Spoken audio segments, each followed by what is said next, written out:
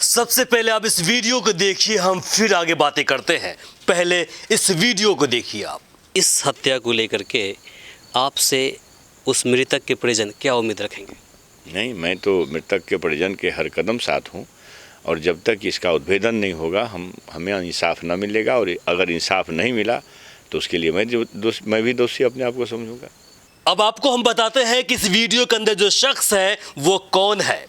वो शख्स वर्तमान में प्रदेश के यानी कि बिहार के शिक्षा मंत्री प्रोफेसर चंद्रशेखर जी है, जो वादा कर रहे हैं कि अगर इस हत्याकांड में आपको इंसाफ नहीं मिलेगा तो कहीं न कहीं उसमें हार मेरी होगी।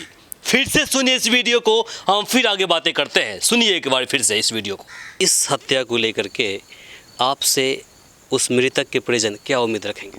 नहीं, मैं तो मृतक के परिजन के हर कदम साथ हूँ और जब तक इसका उद्भेदन नहीं होगा हमें इंसाफ न मिलेगा, और अगर इंसाफ नहीं मिला तो उसके लिए मैं भी दोषी अपने आप को समझूंगा। अब आपको हम पूरा मामला समझाते हैं कि आखिर ये वीडियो कहाँ की है, किस जगह की है और किस मुद्दे पर बनी है।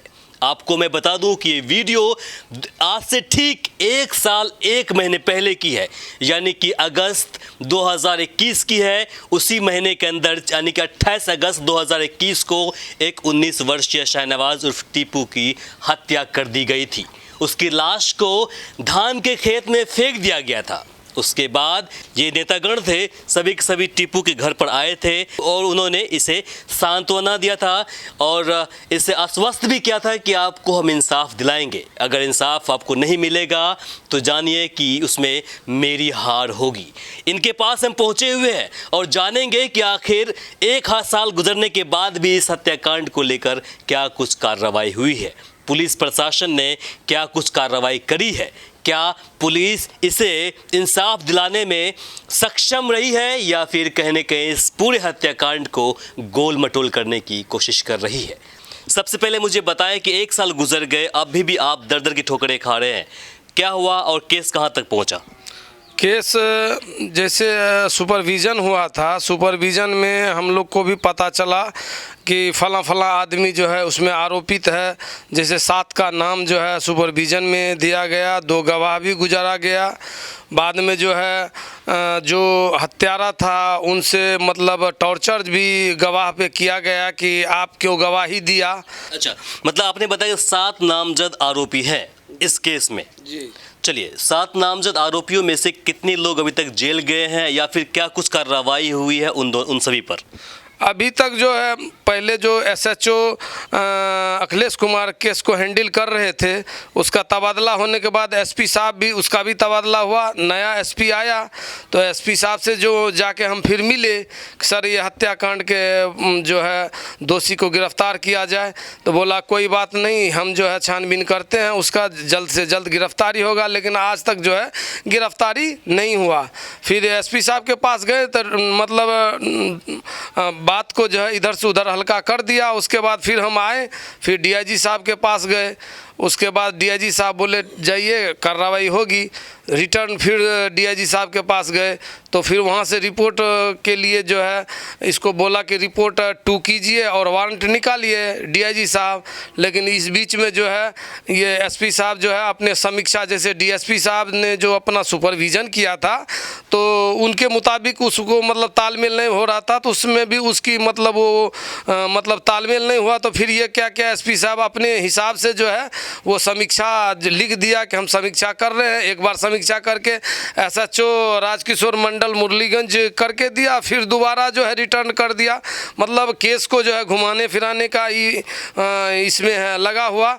उसके बाद आरोपित जो है आजकल जो है राजद का जो है अल्पसंख्यक अध्यक्ष मुरलीगंज प्रखंड का बने हैं और वो खुलेआम बोल रहे हैं कि मैं तो अब आरजेडी के उसमें पार्टी में अल्पसंख्यक का अध्यक्ष हो गया हूं और मैं प्रशासन को तो खरीद रखा ही हूं और मेरा अब कुछ होने वाला नहीं है। लेकिन ऐसा नहीं है, हम भी अब आपको मैं थोड़ा सा ब्रीफ दे दूं। जहां तक मैंने सुना है, इनका ये कहना है कि पिछले 1 सालों के अंदर क्या कुछ हुआ है केस के अंदर आपको बताते हैं। मधेपुरा ज़िले के अंदर एक थाना है मुरलीगंज, उसी क्षेत्र के अंदर इनका घर पड़ता है। भेरोपट्टी पंचायत का नाम भतखोड़ा है।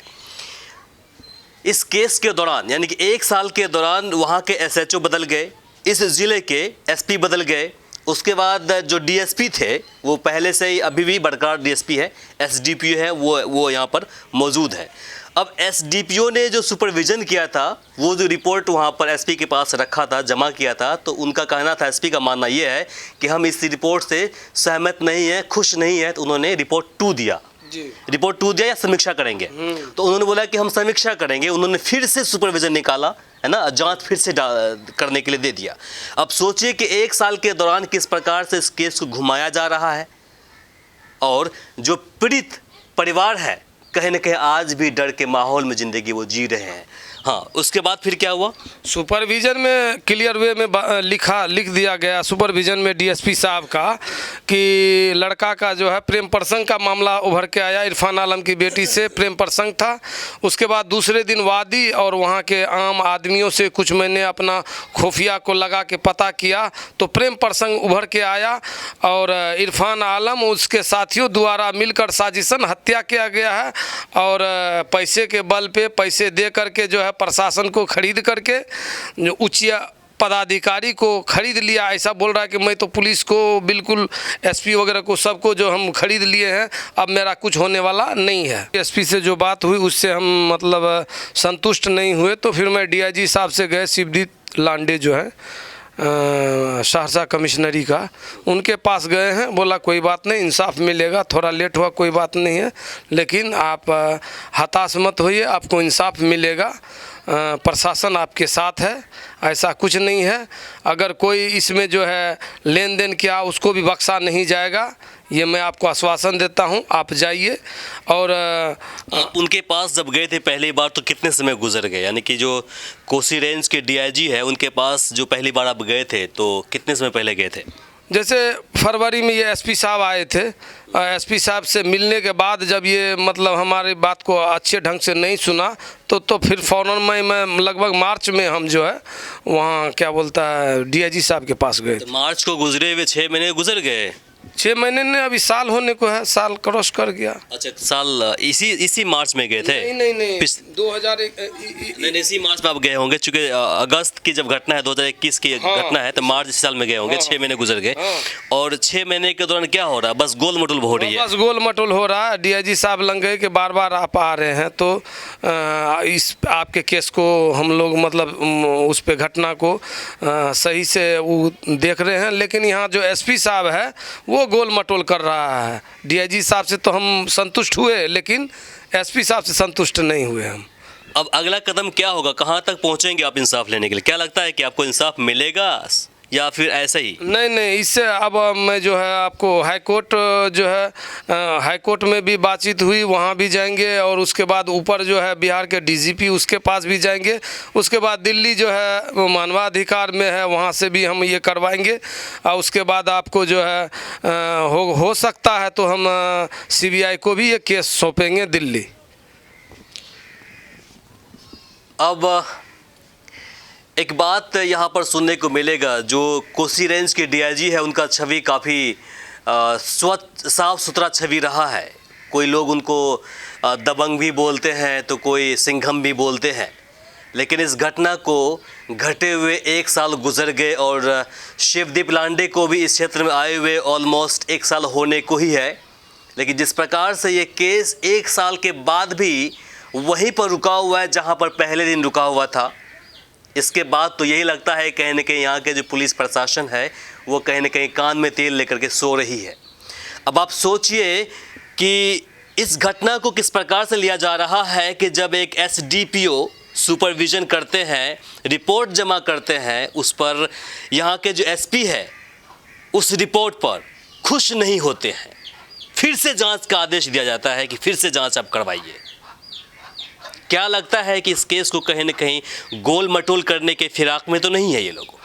लेकिन एक बात याद रखिएगा, ये हत्या हुई है, चाहे इस पीड़ित परिवार को जहां जाना पड़े वहां जाएंगे और फिर इंसाफ के लिए अपना हक ज़रूर मांगेंगे। इस घटना को लेकर आपकी क्या प्रतिक्रिया है, कमेंट बॉक्स में लिखकर आप ज़रूर बताएं। हम चाहेंगे कि आप इस वीडियो को अधिक से अधिक शेयर कीजिए ताकि बाकी लोगों तक जानकारी पहुँच पाए। फिलहाल के लिए मुझे इमरान को और कैमरा पर्सन आज़ाद को दीजिए यहीं पर इजाज़त। नमस्कार। हमारे इस चैनल को सब्सक्राइब करें, साथ ही बेल आइकन पर प्रेस करना ना भूलें ताकि हर अपडेट्स आप तक पहुंचती रहे।